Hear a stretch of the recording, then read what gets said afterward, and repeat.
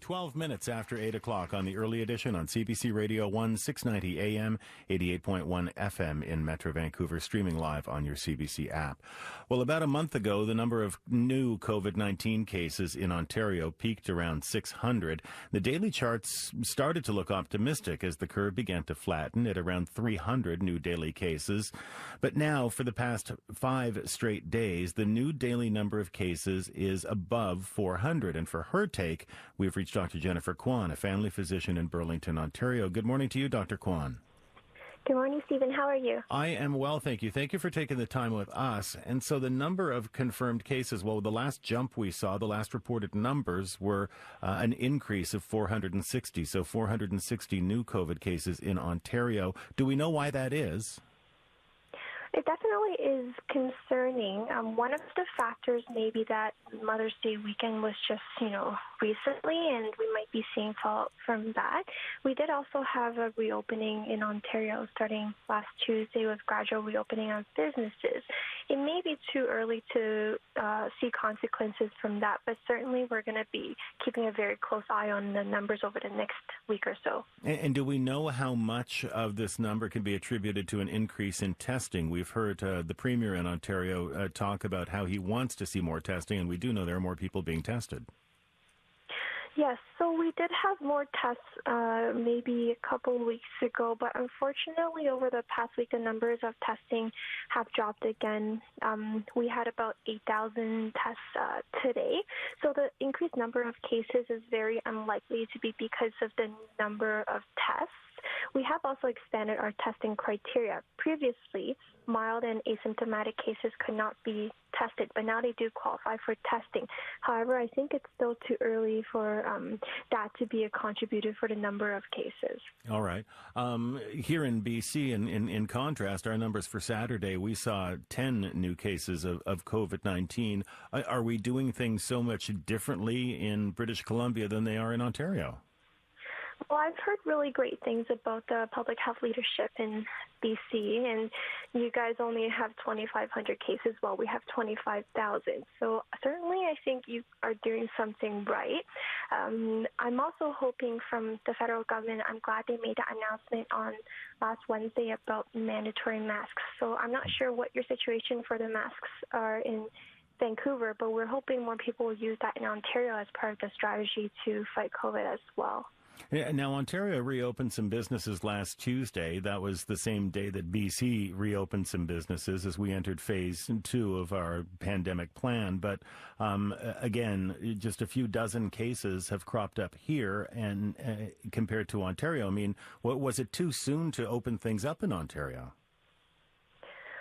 Everyone wants to reopen as soon as possible, and I understand that for the economy, to support our businesses, we have to do it in a very safe way. So we have to reopen when there's adequate testing, there's robust contact tracing, there's masks policies, and other partial distancing measures.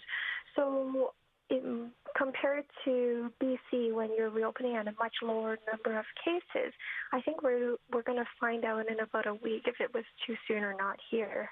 And how difficult has it been, especially in populated cities like Toronto, to maintain safe physical distance? We've seen lots on social media over the weekend, specifically about Trinity Bellwoods Park. How difficult has it been to encourage physical distancing?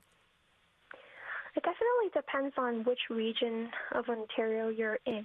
Certainly in downtown, that can be a problem with the lack of green spaces.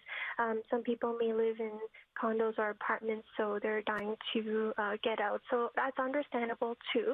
Hopefully there will be more access for people to have, more open spaces to use in a safe, socially distant way, and more messaging to help people understand that even though we are reopening, it doesn't mean that we can go back to everything we were doing before. We still have to be very, very cautious.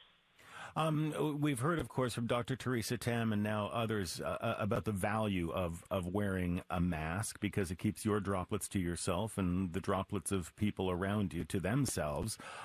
Why do you think the message was so confused earlier on about masks? I mean, didn't it just kind of make common sense to begin with that if you wear a mask, you're less likely to spread droplets?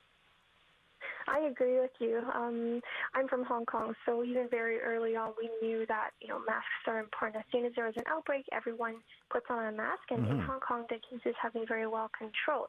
I think in Canada or some other parts of the scientific community, we wait for randomized control trials to prove something works or not. But sometimes you have to exercise the precautionary principle and common sense that if you think masks are effective, then we should be recommending them for the public. So they're definitely recommended now for everyone to wear when distancing is not possible, especially in indoor spaces and transit.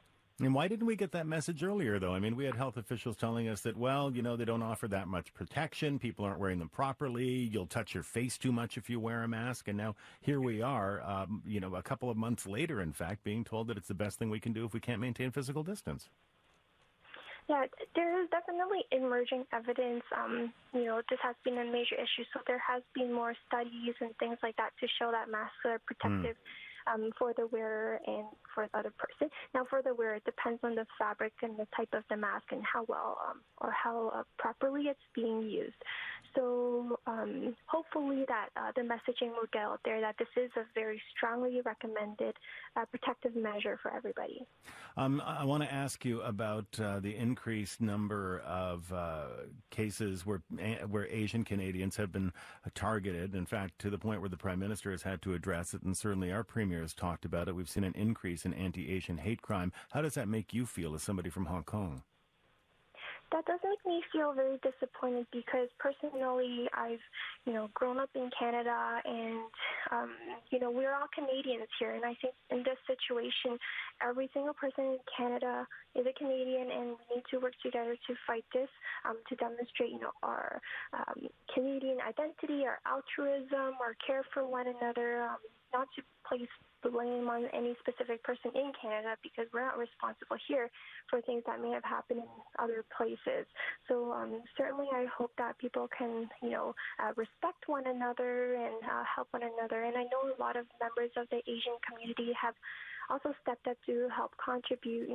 Locally we have people making cloth masks, lots of donations, trying to use any contacts from abroad to import PPE. So we are doing our best to also demonstrate that we are helping as Canadians. Dr. Kwan, really good to hear you this morning. Thank you so much for taking the time with us. Thanks so much. Take care. You too. Stay well. That's Dr. Jennifer